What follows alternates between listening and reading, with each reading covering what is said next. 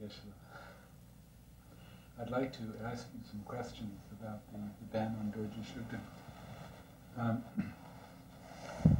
I have heard many different reasons for the Dalai Lama's ban on the practice of Dorje Shugden. Would you please give me all of the reasons for this ban that you are aware of, please? I think if you basically sum up the reasons for which the Dalai Lama has put the ban, you can straight away give two reasons for that.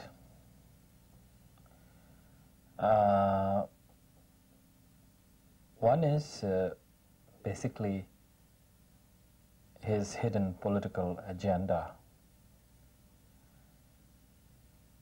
if I might say. And the second is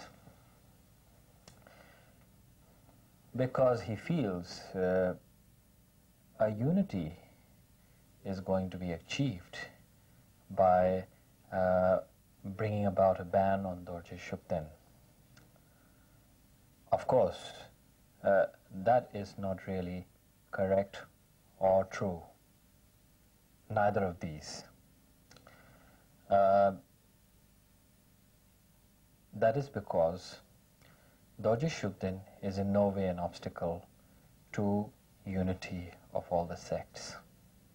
There's a lot of lies being said about these kind of things, that Dorje Shugden is a major obstacle to the unity of all sects. In fact, all the different traditions, I would rather prefer to call it tradition than sects, all the different traditions of Tibet have their own unique protectors.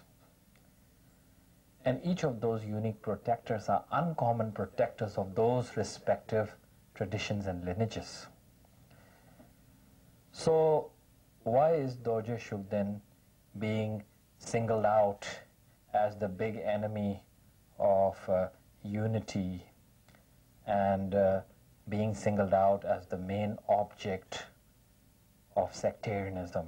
That is absolutely not true. It's a big lie. Actually, the main reason behind the ban on Dorje Shugden is because Dorje Shugden has been very, very popular. You see, Gelugpas have been a majority in Tibet. They happen to be a majority also in exile. Now, I'm not saying that's good, that they are a majority. I'm not capitalizing on the majority stuff. What I'm basically saying is that in numbers, it so happens that Gelugpas are a majority. Again, it so happens that Dorje Shugden worship is also, very, very popular amongst the Gelugpas. But let us say it's not only popular amongst the Gelugpas, it's also very popular amongst the Sakyapas, which is the other tradition. So, I think this popularity may have caused some constraint and jealousy amongst certain practitioners of the Kagyu and Nyingmapa, specifically, certain practitioners of the Nyingmapas. Now, jealousy and competition in connection to growing popularity of your neighbor or somebody else is a common aspect, and in the history of Tibet there has always been this tussle and quarrel and disagreement and argument on the basis of fame, popularity, patrons, property, disciples. So these are typical, peculiar, human failings, human problems. They have nothing to do with sectarianism within the protector of the Gelugpas, such as Dorje Shugden, or even within protectors of Nyingmapas, such as the protector Rahula or Ekasati, or the unique protectors of the Nyingmapa. There are only certain invested people who come up with these issues to make trouble. That is because they are not true Nyingmapas. They are not true Gelugpas. They are not true Sakyapas. A real practitioner of one's own lineage would not create these problems. The real problem and obstacle to anything what you might call a progress is basically the three poisons, and ignorance and affliction. So why is the Dalai Lama basically taking people for a ride by putting the blame or the cap of blame on Dorje Shugden specifically? This is my reason for saying that this ban is basically non-valid, unreasonable. The Dalai Lama has given two reasons for his imposition of the ban. First, that the ban is injurious to his health and to his life. Also, that it is contrary to the national interests of Tibet. Can you give your reaction to those reasons? You see, as I was saying, basically, you see, a true Buddhist practitioner ought to identify no other harm, you see, within the physical or mental sphere, within cyclic existence, samsara, or throughout phenomena. The biggest harm is the harm of one's own ignorance, the harm of the three poisons: desire, hatred, and delusion. The ultimate harm, if we might put it, is, you see, gross afflictions and the subtle afflictions. And if these two are removed, you have no harm, you have no problem, you are enlightened, you are free of all problems, you have no harms. So it is a tragedy that a person such as in the standing of that of the Dalai Lama ought to use such a petty reason to justify a ban singularly on one particular deity and on the protector of one particular tradition, that is of the Gelugpas, the ban on Dorje Shugden. I think this is absolutely not true, that Dorje Shugden is harmful towards the cause of Tibet. If there has been anything in the past that has been harmful, and in the present that has been harmful towards the general cause of a nation or of its people, you should identify that as the bad karma or the collective karma as a true Buddhist, and not really, put the blame on somebody else's protectors or somebody else's belief. Besides, this thing about Dorje Shugden causing harm to the Dalai Lama's health is incredible. In one sense, you are supposed to believe that the Dalai Lama himself is a manifestation of the enlightened Buddha. In general, he is supposed to be the emanation of the Buddha of compassion. And here in the same breath, he says that an evil spirit, which he basically refers to as a Chinese spirit, is harming him. You see, that's really a bit hilarious. I mean, that's really funny. Specifically because, you see, as a Buddhist, you take refuge in the Buddha, Dharma, and Sangha, that which is called the triple gem.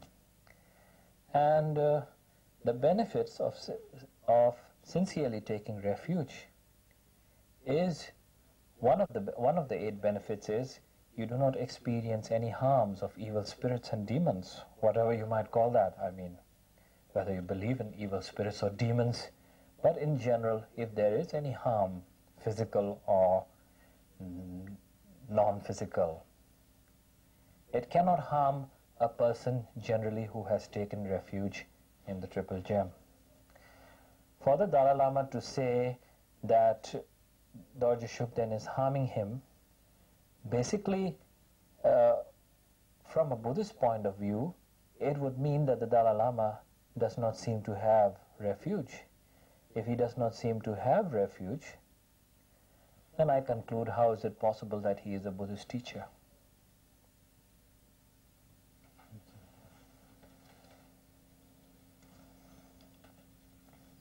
You referred in one of your reasons to the Dalai Lama's political agenda in imposing the ban. Could you elaborate on that, please? You see, what I mean to say by the Dalai Lama's political agenda is that actually Dorje Shugden has been made a scapegoat for his political and his spiritual failures.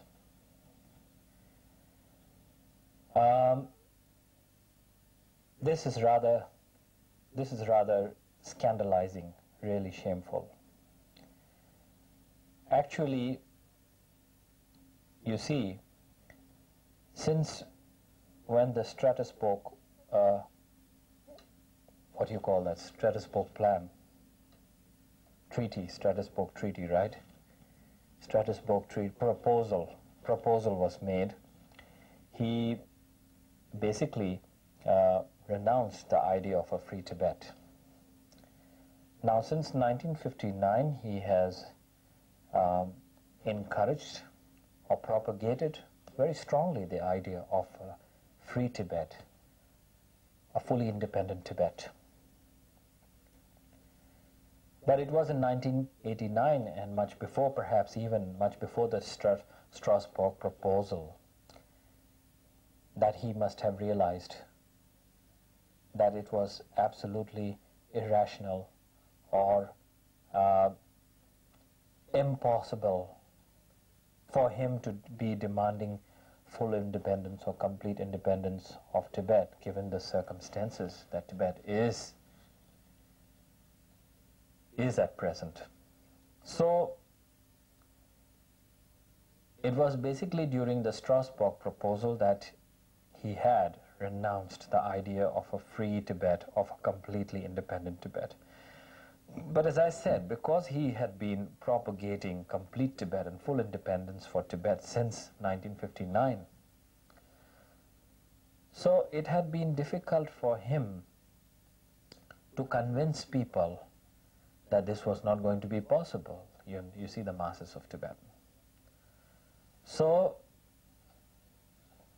eventually, before he decided that he could actually tell the people that he opted for full autonomy instead of complete independence, he very skillfully put the blame on Dorje Shugden by saying that Dorje Shugden is the major problem to my being able to achieve full independence, complete freedom for Tibet.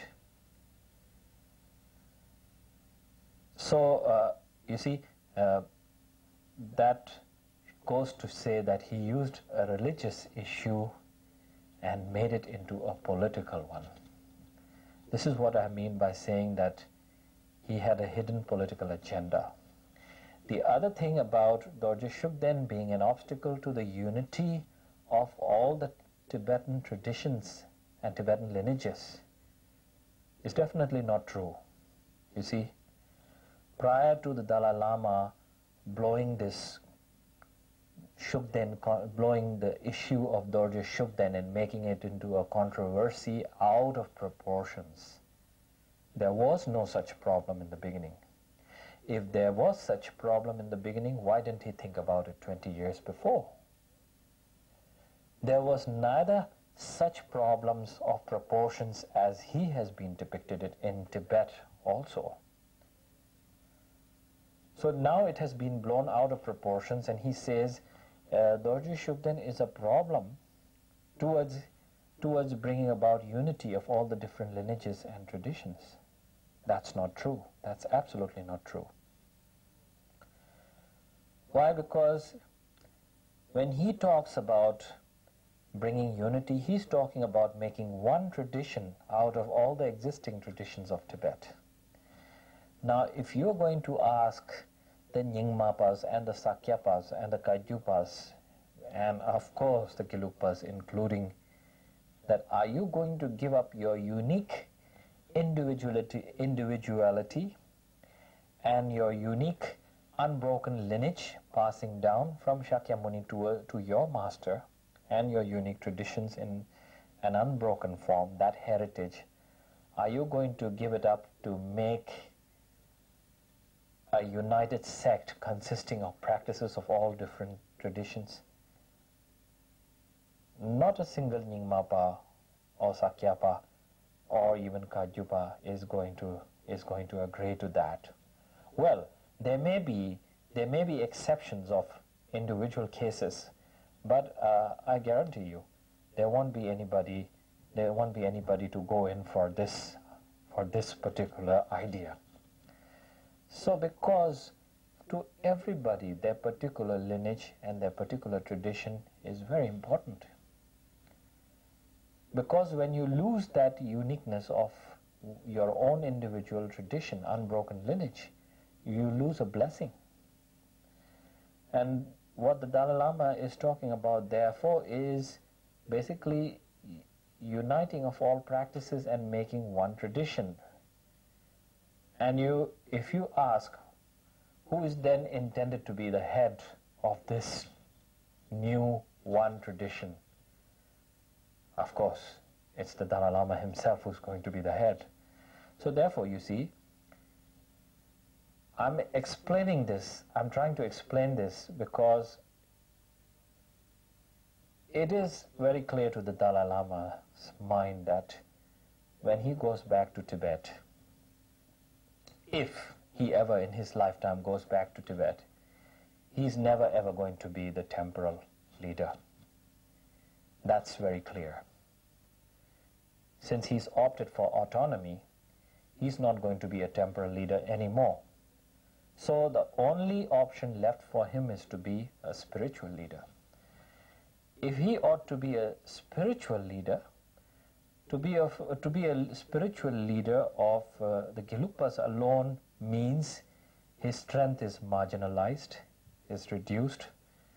Therefore, in order to be a common spiritual leader of all the different traditions, if he creates one such tradition here in exile, I suppose he believes that when he goes back to Tibet, he will be able to control and to be able to sort of exercise power over all the traditions by virtue of having created this one tradition of which he is the supreme leader.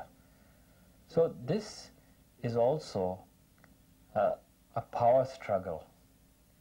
This is also a power game.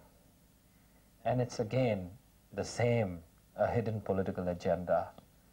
That's what I'm trying to say. How does the Dalai Lama's attempt at creating the synthesis of the four schools, how does the ban, the Dalai Lama's ban on the practice of Dorje Shugden function to enable him, at least from his own point of view, to accomplish this synthesis?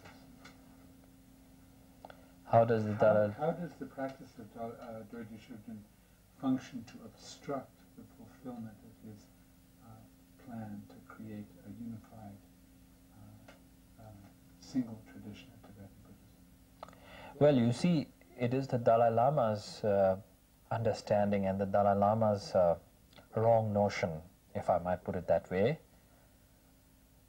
along with a collective group of individuals who have misconceived, or let us say, developed the idea that the practitioners of Dorje Shugden are sectarian. They are fundamentalists in nature. They are extremists. That their agenda basically is a hidden political agenda, you see, and that they are basically anti-eclectic and anti-ecumenical. They are against other traditions. Now this is veritably a false accusation, which is absolutely not true. So, because of this false notion, the Dalai Lama feels that if he removes the practice of Dorje Shugden, then he removes sectarianism and fundamentalism, and by removing sectarianism and fundamentalism and factionalism, which is very deeply ingrained in Tibetan society, he's hoping to gain that unity and that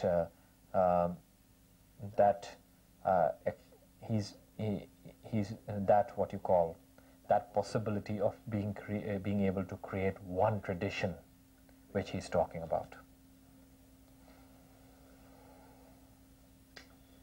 Thank you. What I'd like to do now is to turn my questions from talking about the causes for the ban, the objectives, the Dalai Lama's objectives for imposing this ban, to the effects that this ban is having. Having. First of all, I'd like to ask you, what effect has this ban had on you personally? What has been your personal experience as a result of the imposition of this ban? Well, as you know, the general effect of this ban has really been terrible and not good for many people. But since you are asking to me more an individual question, let me tell you something like this. I am just an ordinary Tibetan Buddhist monk, and supposedly a Tibetan Gelugpa Lama. And I run a small monastic institute in the south of India, in the Bangalore city in the Karnataka state of India. And I have a small charitable trust too.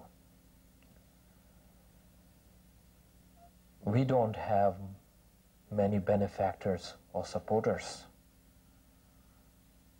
who help us carry on our small community and who help us financially. So in that sense, you know,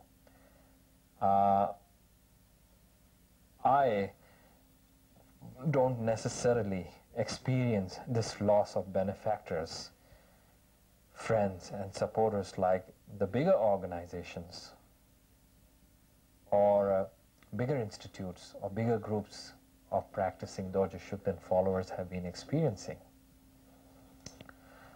What I have, although of course been experiencing, is a lot of slander and character assassination since the last 2 years. And because of the bad name and propaganda being spread about me individually, singularly, and that of my organization itself in the local Tibetan newspapers, in which they have carried all sorts of false allegations about me and about our institute.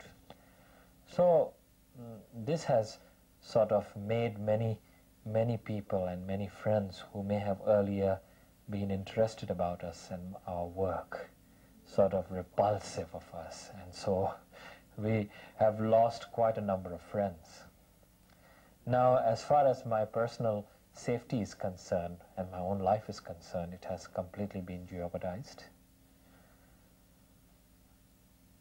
I had a house in the north of Karnataka in the monastery called Depongomang, which is within the Tibetan settlement, refugee settlement. And I can no more go back there, because if I go there, I've been told that I will be beaten, I will be killed. There were posters and there were letters hung up on the walls to that extent, saying that if I ever came back there, I would be killed. And besides, I was personally attacked during the 16th of May in 1996. There were about 70 or 72 strong group of Tibetans who had come on my residence in Bangalore, and they were shouting for me, yelling for me, hurling abuses and threatening us. And I wasn't there exactly. I was out of station. I was in the Bailakupi settlement, Mysore. I was there preparing for the peace protest with the monks in the Serame monastery. And so I believe if I would have been there, I would have been manhandled. And since then, I've never been safe. I've had to go in hiding on 2 occasions. That was in the year 1996 itself, and 1997 once again, when the security department of the Dalai Lama, or the private office of the Dalai Lama, private secretariat, what they call it, had said to the media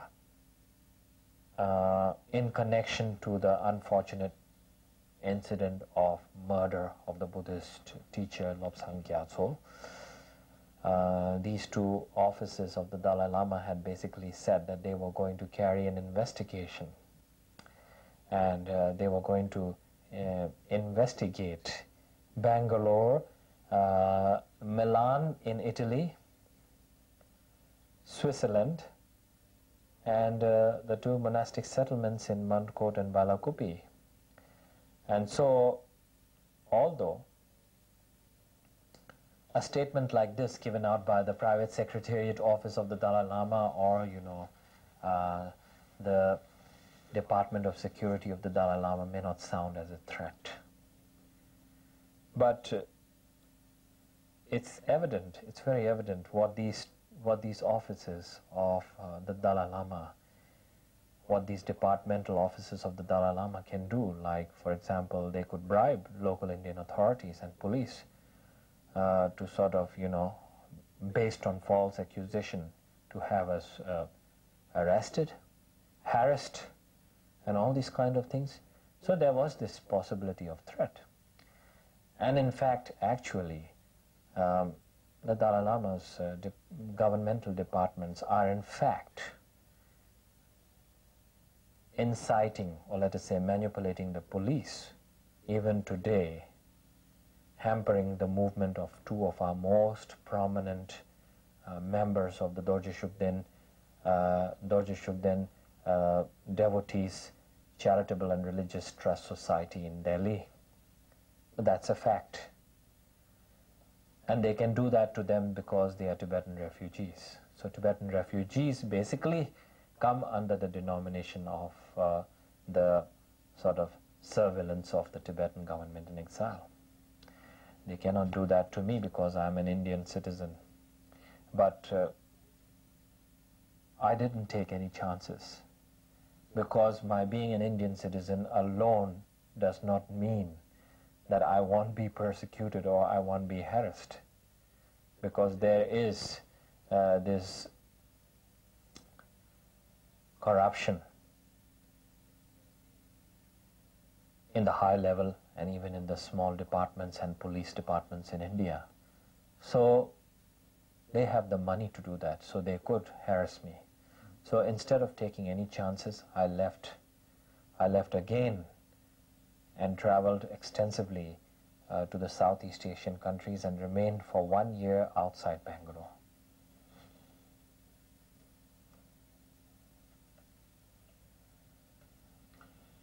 How did the ban affect you personally, deep in your heart? How did you react to the ban? What were your deep thoughts and feelings about this ban? Well, I felt a sense of something deep down in my heart, as if something was sinking deep down. I felt terrible. I felt very, very sad. I can't tell you how sad I felt and how surprised and how astonished I was to experience the fact that, you see, behind this ban and behind all these outrageous lies and statements, sort of contradictory statements, made by no other person than the Dalai Lama himself. I was very shocked and sad, if I might put it that way, you see. I was shocked and sad. Why? Because I worked very hard for the Dalai Lama. In fact, for these last 5 or 6 years since I was out of my monastery and traveling, everywhere that I went, everything that I did was always towards the fulfillment of his wishes, his aspirations, like every Tibetan, like every Western Buddhist practitioner who, generally speaking, is captivated by the personality and the person of the Dalai Lama, in the sense that they believe that he symbolizes tolerance and compassion, loving kindness, justice. It was quite shocking to discover that this was not true. Actually, I had heard quite a lot of stories and rumors about what was really happening around the Dalai Lama and the other side of the Dalai Lama, but I didn't really believe it until this ban and all the lies and propaganda that was spread. That was really shocking to me. That was very painful to me. So, in my mind, I was almost sort of blackened out for at least a month or two. I couldn't make any decision. I just didn't know what to do. I just didn't know where to go, who to talk to. And would it not have been for Dorje Shugden himself and my own recollection of what Dorje Rinpoche had basically said in the past as a future prophecy of things that would happen, I regained a certain sense of confidence once again, feeling that, well, you just can't sit tight with your hands, folded on a sofa or on a chair and say, oh dear, something has to be done about it. And so, since then, you see, I've been up on my feet and traveling all over the world, something I've never ever done, gone to the most remotest parts of different countries. I found myself become some kind of a traveler. And that's what has happened basically, but I keep on traveling to as many places as I can, meeting as many people as I can, and trying to speak to as many organizations or individuals, persons, monks, nuns, whoever, politician, NGOs, whatever. Wherever I can, even beg, fold my hands and fall down on my knees and I can beg and beseech people, I do that. And I'm doing that solely, at my own initiative and at my own care, at my own will. Sometimes I have to do that on my own financial backing, which is absolutely, really precarious, because I don't have such financial backing to sustain everything that I do, like having to travel or having to send letters off and do things. And sometimes I'm helped by individuals and friends, happily speaking, which gives me some kind of comfort that there are other people also who are trying to contribute towards it. So whatever it is, I keep on traveling and I keep on justifying and removing the false propaganda and trying to tell the people truth. I believe only time will tell. Time will tell eventually who is really telling the truth, whether the Dalai Lama is telling the truth or whether we, the followers of Dorje Shugden, are telling the truth. in these activities that you're engaged in now, such as even being present here in New York to grant interviews such as this one, has your life been in any way put into danger? Well, I can't really say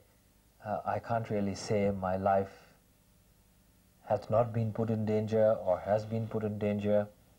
I'm not really sure what will happen after this. I'm going to be here around for some time. But sometime in the year later, I have to be back to India. I have to be back to see my institute. That's my base, that's my home. The Dorje Shugden problem may be solved within a matter of a year, or within a matter of 3 years, or even 4 or 5 or 6 or 10, who knows. But then I have to carry on my life, you see. I have to carry on with my work. And so, okay, if I'm supposed to drop dead with working for Dorje Shugden, I think so be it. But I think it's a pity also if I don't pick it up from somewhere, or if I'm absolutely left in no position to be able to pick up from where I begun.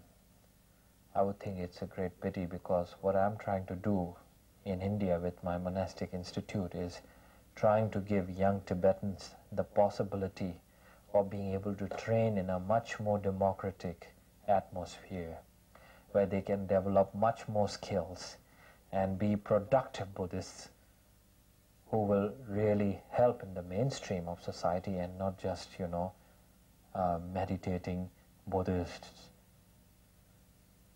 who sit there beating drums and cymbals and chanting and meditating all the day. I really believe in some action amongst Buddhists, and currently I think amongst the younger generation or even the older generation of lamas. I think I'm possibly the only person doing that. So maybe I'm being labeled as radical or stupid or overdoing things or whatever. But I believe I have a good intention.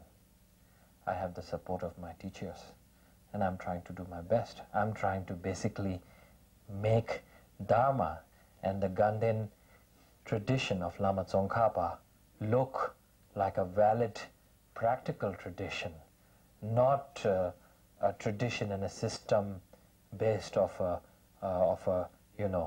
group of what you call daydreaming meditators and sort of impractical people who have no other job and just have looked for an escape. So I'm looking for an alternative and for a means to make a very profound and very sublime tradition look more powerful and active. Whereas, like the very traditional lamas and geshis who are within their centers and disciples, I'm also doing the same thing of trying to keep up the traditional practices by preserving what I can myself, and by helping and trying to maintain that practice and that preservation within our small monastic community. So, therefore, I need to pick up on that after I survive from this ordeal, hopefully.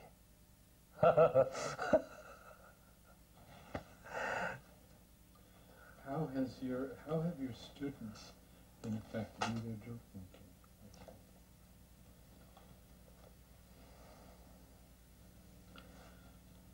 Could you share with us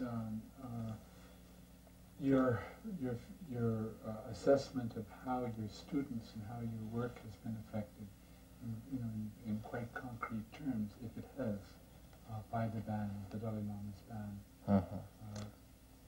You may need initially to once again describe briefly what the nature of your work is, and then how has that, including your students, been affected by the imposition of this ban? Well, you see, 6 years back I used to live in the Drepung Gomang monastery, and I was basically at the mercy of the monastery.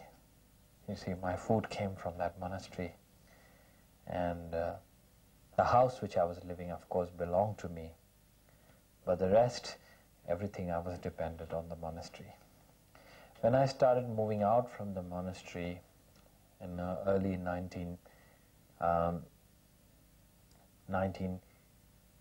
since 1987 onwards, when I started moving out of the monastery and traveling, then I developed some friends who were initially also were my students.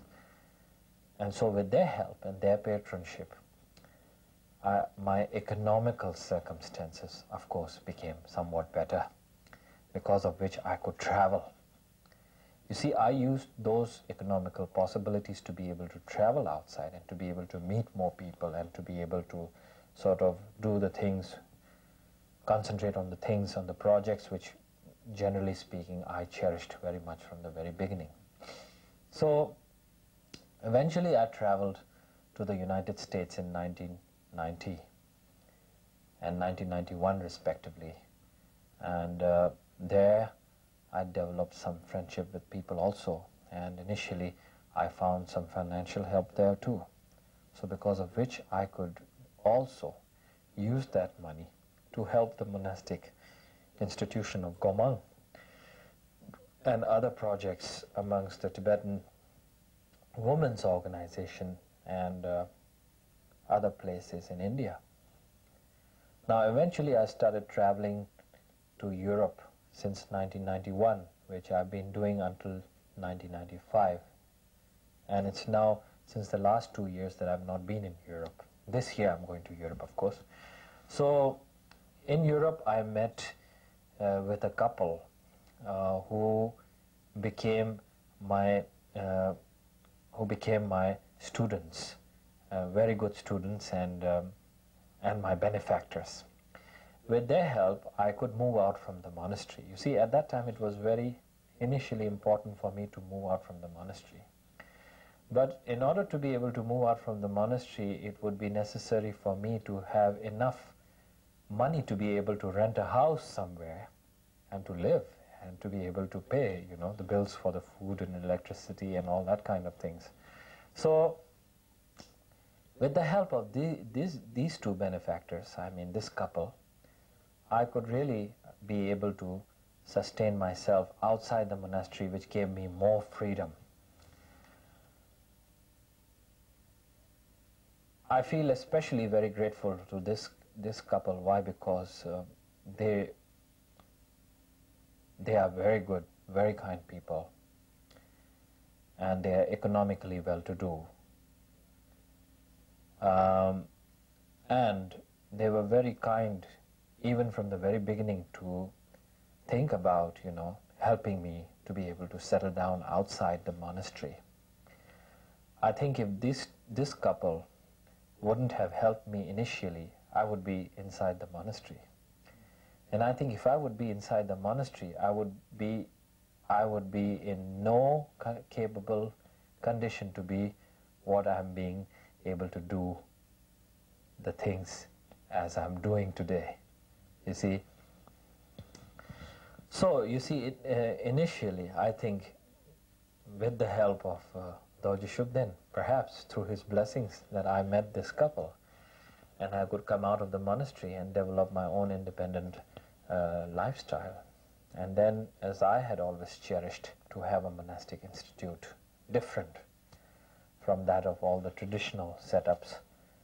So I eventually, since 1993, slowly built up, and today we have a community of 7 monks. Now that's absolutely nothing compared to even organizations in the West where they have even much more larger number of monks. But I'm very happy because our programs go very well, and with the help of this couple we can still pay the rent of the house, and we can still be able to feed all our members. And basically, whenever I go out to Europe, wherever I teach, wherever I lecture, in some of the places where I lecture, where I'm paid, from that money and from what people offer me, I use that to basically feed the monastic community. We haven't really developed, that great publicity for our community and the things that we do. So we do not really, as I've already stated, have such large financial resources to be able to take care of this monastic institute. But you see, since the beginning of the controversy, that is, since the last 2 years, I used to also travel to Germany, to quite a number of places, and I used to have friends at other places and possibilities of being able to really sort of generate funds for our community. But I lost all those contacts because these people were quite disgusted with the fact that I was the spokesman for Dorje Shugden. So I lost some friends and I lost some benefactors and sponsors, and that made it very difficult for me, of course. So that also made it difficult for me to be able to increase our numbers or to be able to move out in a different place. We had other different projects also which needed attention, which needed time and development, which meant that I needed more time to stay in Bangalore and be able to move around and speak with different kinds of people, and that just couldn't happen. So basically what happened was that our charitable trust and the maintenance of our charitable trust, especially our working staff, in our absence the quality of the work was absolutely going down, and we were not able to pay the salary of our working staff, as a result of which we had to reduce the number of our working staff. And that meant those benefactors or sponsors in the West who were not getting reports on time, who were not getting the right financial sort of reports and so on, reports on the projects, were becoming very irritated. So right now they're quite irritated, and I don't know how to tell them, whether to tell them that, look, my life was jeopardized and I was in exile and so I couldn't do anything about it. Whether that's a good reason or not, I can't say. That was one very big problem that I had to face. And the other problems were, of course, I lost many students and friends in Italy, in Germany. Within Holland also I lost a few friends and a few people. Within India I became isolated from the community that I used to help and work for, the major Tibetan communities. So it was like becoming marooned, in an island. But anyway, that hasn't really made us drop dead, We still live, we still can pay our bills, we still can manage, so it's not really that big a problem. But since you asked me specifically what problems it had created, so I'm giving you specifically the answers. Thank you. Do you have any family or relatives that have been affected by this ban?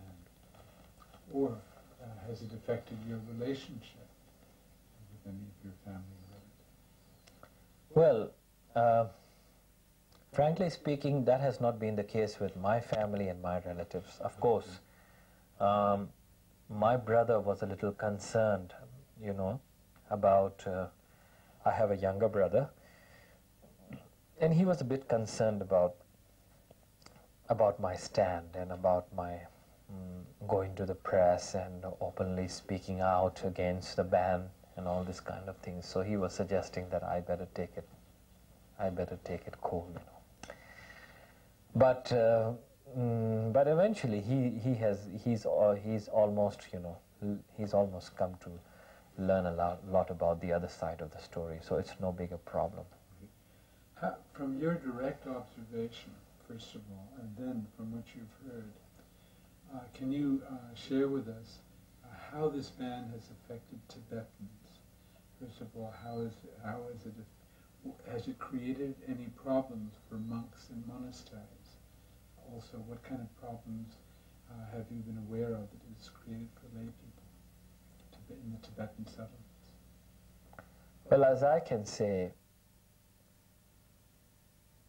the destructive influence or the destructive.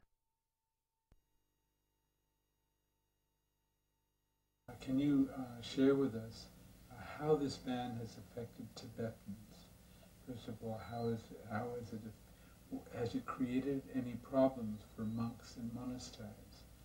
Also, what kind of problems have you been aware of that it's created for lay people in the Tibetan settlements? Well, as I can say, the destructive influence or the destructive effects of this ban has been extensively, exceptionally, if I might put it, all pervasive and, sort of completely encompassing the whole of Tibetan society as a whole, in the sense that not only has it affected the lay community, but it has also affected the monasteries. There was never a schism in the monastery. There is now schism in all the major Buddhist Tibetan Gelugpa monastic centers. There was never such a dividing factor amongst Tibetan people. There have been many other issues like this which has racked up the Tibetan community and the society occasionally, and these issues have almost all of them been dumb issues, not really that serious an issue, and it often looked threatening and like becoming ruinous for the Tibetan society, but that has really never happened. But with this ban, a real sort of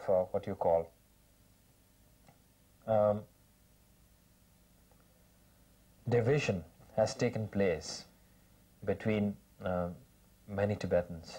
So the son has become suspecting of the mother has become suspecting of the daughter, couples have separated on the basis of this ban, friends have become enemies, people look at each other with suspicion,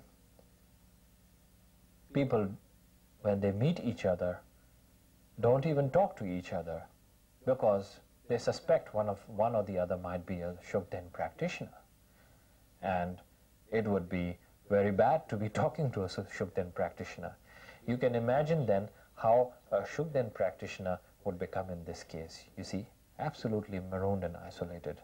So basically, in short, you feel like absolutely like excrement, like you are excrement, you are nothing, you are not a human being, you are just mere shit, excuse my language, but that's what that's what it's made us all look like.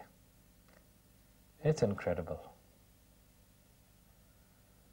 You say that the ban has affected the monasteries, has caused division in the monastery. What kind of populations of monks in the monasteries are we talking about? Well, if you take the Sera monastery, for instance,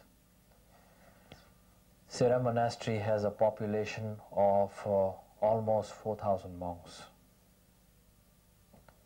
Within the Sera May monastery, within the Sera May and the Sera Je monastery has a majority. There are practitioners of Dorje Shugden, but now they become like the pariahs within the Sera Je monastery. There are very important, prominent people who are Dorje Shugden followers there, but they're almost sort of in hiding. They can't talk about their involvement with Dorje Shugden. It's like as if you are a lecherous person if you are a follower of Dorje Shugden. You are a leprous person if you are a follower of Dorje Shugden. You shouldn't exist because you are a follower of Dorje Shugden. You are just, a nuisance to society, a louse. The same goes in the Serame college, you see. There are at least more than 600 monks who are followers of Dorje Shugden, and the rest who are not followers of Dorje Shugden. Now there has been a schism now, because those who don't follow Dorje Shugden consider themselves to be absolutely pure, immaculate. They consider Dorje Shugden followers to be dirty, filthy, evil, satanic. In Drepung, there is a minority of Dorje Shugden followers. They are almost sort of, have been expelled out of the monastery. I am from Drepung Gomang. I don't know whether whether the Drepung Gomang monastery has verbally, orally, literally said that they have expelled me out of the monastery, but I guarantee you, within the coming months or weeks, if they hear and they see what I'm doing, it's guaranteed that they will orally, literally expel me out of the monastery. Now, within Ganden, you have Shatse College and Jangse College. In Shatse College, you have the majority of Dorje Shugden practitioners. Jangse College also has Dorje Shugden practitioners, but they are still a minority. Those who are speaking out against the Dorje Shugden practitioners are almost all the younger generation of monks. It goes to go the same for Sera, Serje. It goes to say the same for Serame. These are all the younger generation of monks and a few misconceived senior monks who are speaking out against Dorje Shugden. If you make an investigation, you will see that those involved with Dorje Shugden are the real dedicated people with a lot of knowledge and integrity. And those not involved with Dorje Shugden people are really notorious kind of people with all kinds of, political agendas and not really concerned about the doctrine, the teachings of Lama Tsongkhapa. Now, when you say prominent people, senior people, are you talking now about lamas, reincarnate tulkus, geshes, who are practitioners of Dorje Shugden? Yes. Of course, the persons that I'm speaking of consists of lamas, geshes, and so on, and of course also well-known monks and so on.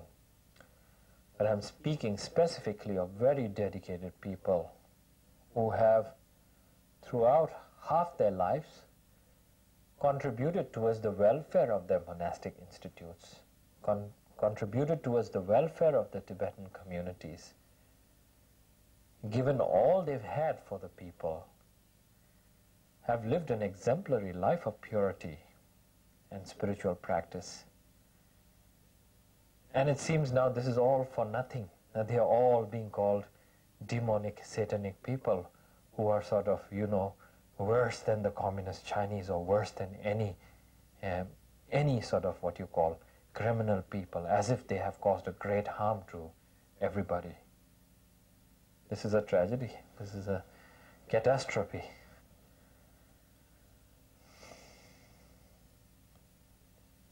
Have these kinds of statements or these kinds of accusations caused any instances of violence within the monastic communities that you may have either witnessed yourself or heard about? You see, of course it has caused violence. Of course it has caused a lot of bad feeling and rift between the monks. There have been cases of Dorje Shugden practitioner who was beaten up by pro-Dalai Lama monks within the Yangtze College. Not only that, 11 monks have been expelled just because they took part in a peaceful demonstration. Merely because they took part in a peaceful demonstration. Now the rules of the monastery does not say that if you take part in a peaceful demonstration, you will be expelled. No monastic rule says that if you take a part in a demonstration opposing the ban of the Dalai Lama, you are expelled.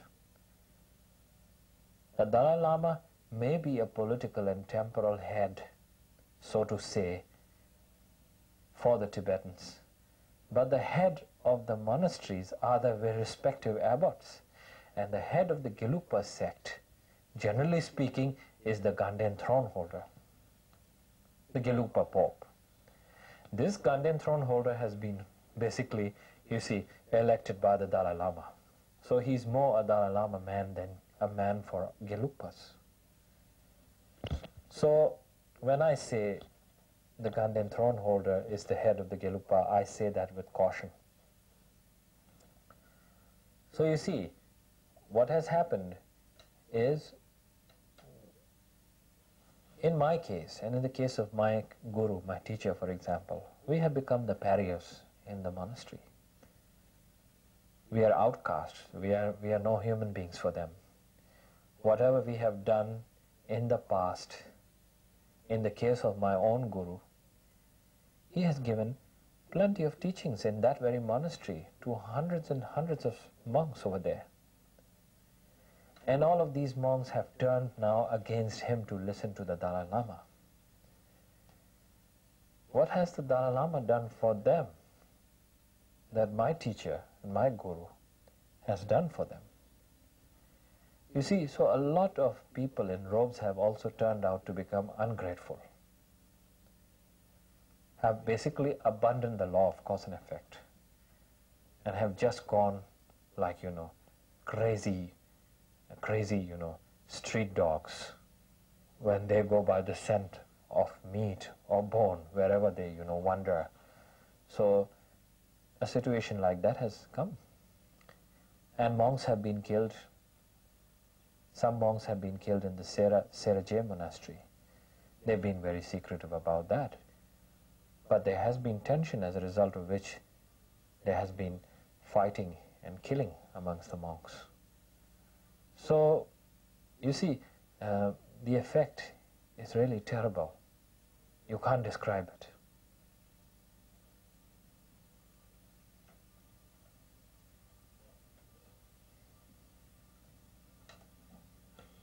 What do you feel is the effect of this ban on the Gelugpa tradition as a tradition? What will happen to the Gelugpa tradition if this ban is not lifted? In your view, what is the future of the Gelugpa tradition if this ban is not lifted? I think the Gelugpa tradition may have many protectors. That is for sure. The three main protectors instituted for Gelugpa tradition is Mahakala, Vaishravana, and Kalarupa. Of course. But the uncommon protector for the Gelugpas is Dorje Shugden.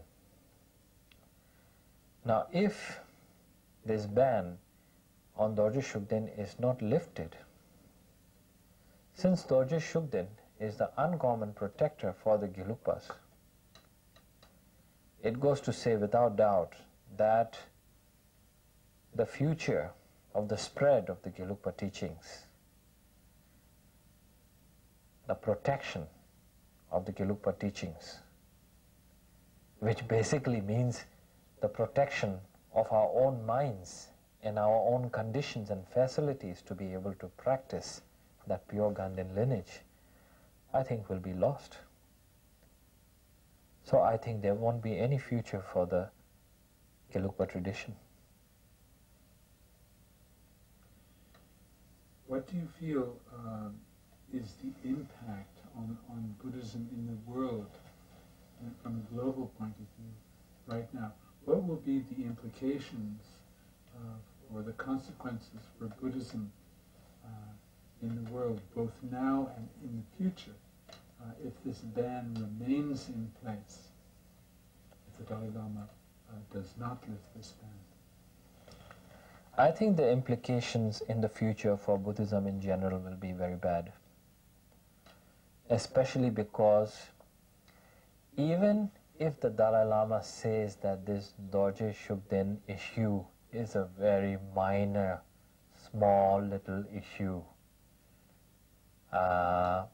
being highlighted by a group of fanatical followers of Geshe Kelsang Gyatso, as he puts it, or his government puts it, you see.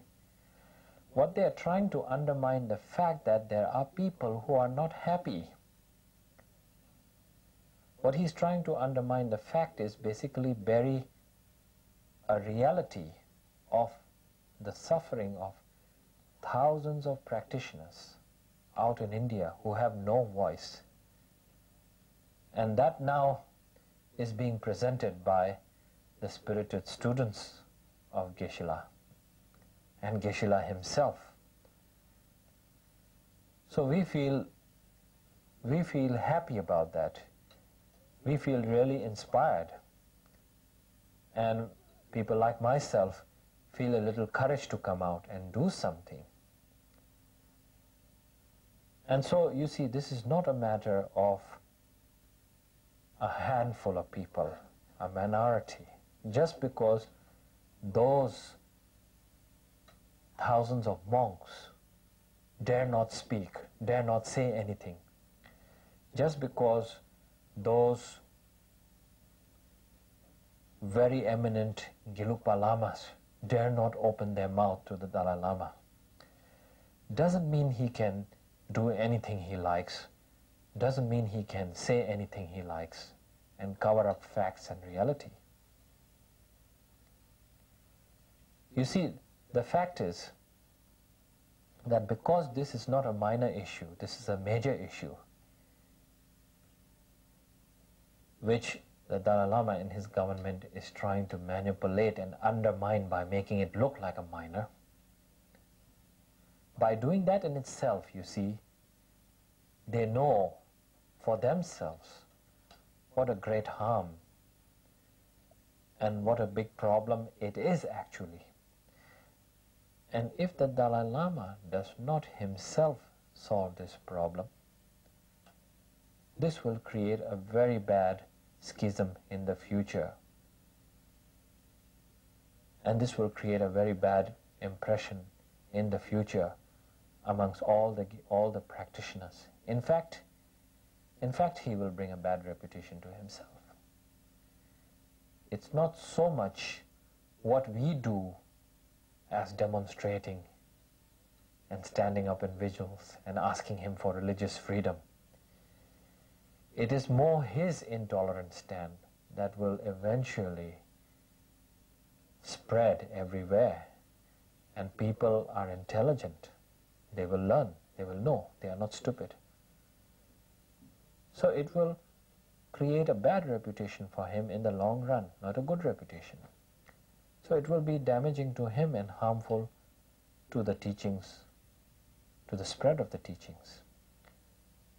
And if he gets away with this, it means he can do similar things to the protectors of other traditions too, which then will contribute to the fragmenting of all Tibetan traditions, where you will see one day that there's nothing left.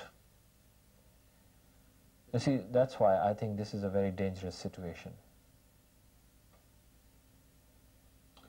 Rinpoche, in your estimate, how many practitioners of Dorje Shugden are there in the world as a whole? How many people are actually directly or indirectly affected by this ban, by being Dorje Shugden? And this is by being Dorje Shugden practitioners. This is not just those in India or the United States, but in the world as a whole. Well, what I can say is within the world as a whole, there are 2 million Dorje Shugden practitioners. This comprises of Mongolia, China, Tibet, Taiwan, Singapore, Malaysia, Indonesia, India, of course, Nepal, the United Kingdoms, Netherlands, Germany, Italy, United States, Mexico, and even what you call Brazil. Yeah, Brazil. And there may be a few more places I can't remember. Anyway, all the followers in all these places, I would say safely, I would estimate them as 2 million people. And I think, without fail, without doubt, all these 2 million people have been affected.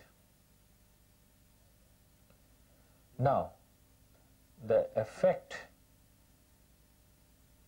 on those who are actively protesting, opposing the ban, people such as Geshe Khyaltsang Gyaltso and people such as myself, we are directly threatened, and we are sort of experiencing the backlash, and we are experiencing the consequences of threats to our life.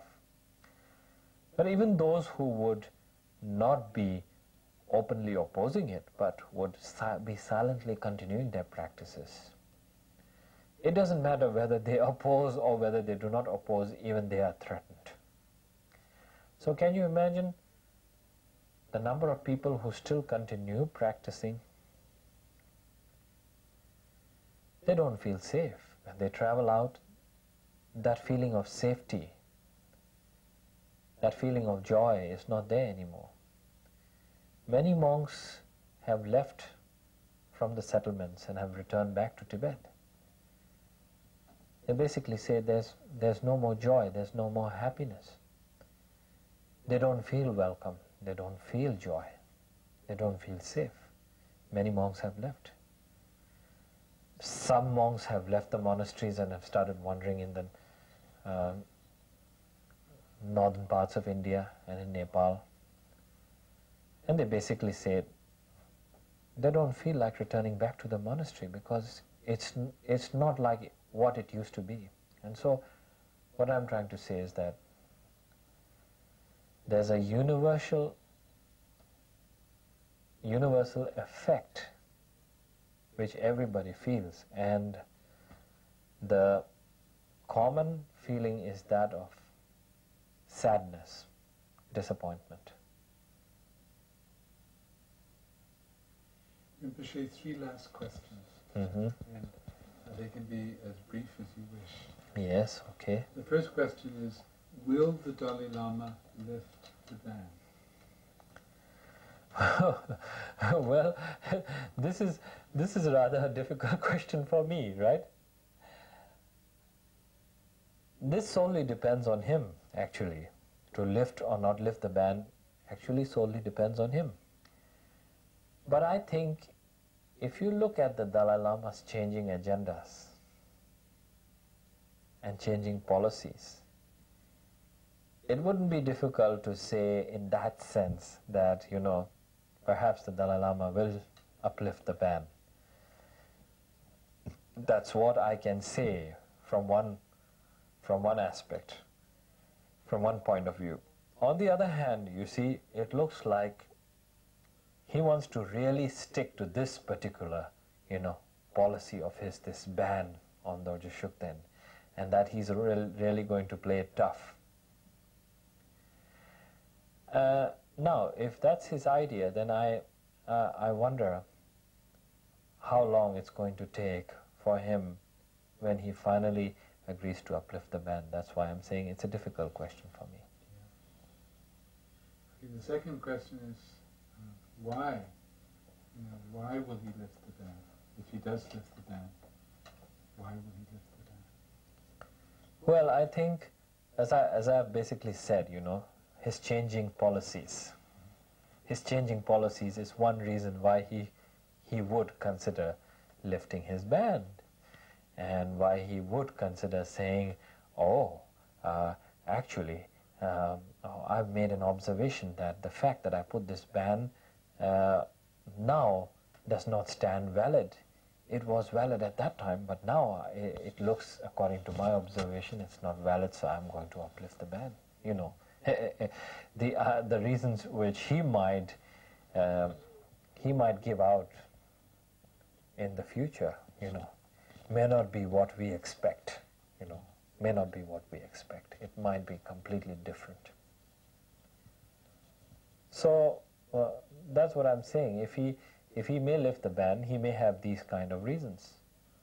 On the contrary, again, he might see the futility. He might realize the futility of his really having taken a hard line throughout this issue. And then he might soften somewhere in the long run. That's also another possibility. That also may be another reason for his changing the ban. Can you predict when he might lift the ban? Will this be soon? Predict. Predict. Predict. That's making it more impossible for me. Now, say for example, I said he will lift the ban tomorrow. What do you say? Is it going to be soon? Difficult to say. No, this is really difficult for me to say. Yeah, no, that's fine. Mm-hmm. Thank you very, very much for this. Sure, you're most welcome. That's absolutely wonderful. Okay.